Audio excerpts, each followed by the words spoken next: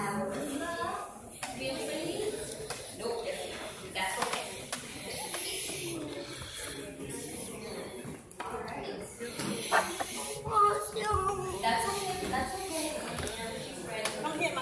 Good morning. Today we are going to be doing the children's chat, which for those who are for the first time, they don't know what we're doing. All the kids up here. So today we are going to talk about Abraham. Okay. Does anyone know who Abraham is? Or is that Isaac? Jacob?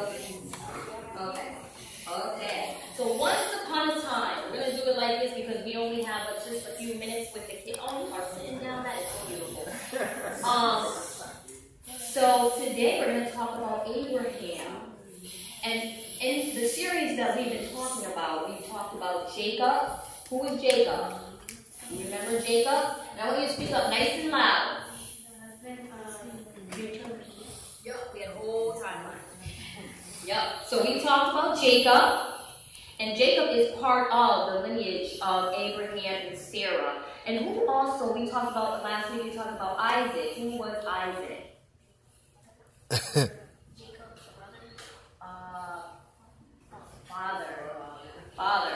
So we've been talking about Isaac and Jacob and Rachel and Leah. It's been really good. And the thing is, I talk because I love the history of it. And because in knowing, the history of all these people, it's not just a story, but it helps us understand who we are. And real quick, Abraham was the father of Isaac. And Abraham was an older gentleman. He was 99 years old when God blessed him and Sarah with a child, which was Isaac. And the reason why I picked Abraham is because Abraham, was faithful. And it didn't mean that he didn't have any problems or any challenges, but it just meant that he was the one that God used to show us that he was the father that at the age, he was 99 years old. Can you imagine that? 99 years old having a child. Wow. I know y'all think when 50 means that you're old, like you should be collecting like Social Security, But Abraham was the man that God came to personally. He came to Abraham and Sarah personally and said, you are going to have a child. And at 99 years old, Abraham was blessed with a child, but also God told him that you are going to be the father of many nations.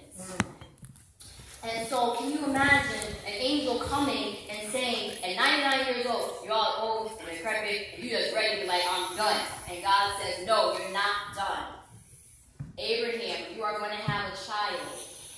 And then for him to have a child, finally, and it wasn't like he said that, you're going to have a child and boom, right away. He had to now, not only be told he's going to have a child, but wait a whole year. And y'all think 20 minutes, not on social media, it's like, oh my gosh, it's like the end of the world. But he waited and he was faithful. And God blessed him with a child, Abraham and Sarah. He blessed him with his son Isaac. And now he had his son, but then now God says, okay, I want you to kill your son. I want you to take him up on Mount Moriah, and I want you to sacrifice him. And so he goes ahead and he does. He goes ahead and he sacrifices. Just as he's going to sacrifice him, God put a ram in the bush. I know I'm telling you a lot, but I have a moral to this. But just as he was going to sacrifice his son Isaac, God put something in his way for him to show him that even though things get tough, even though I tell you certain things, I want you to trust me in the midst of it.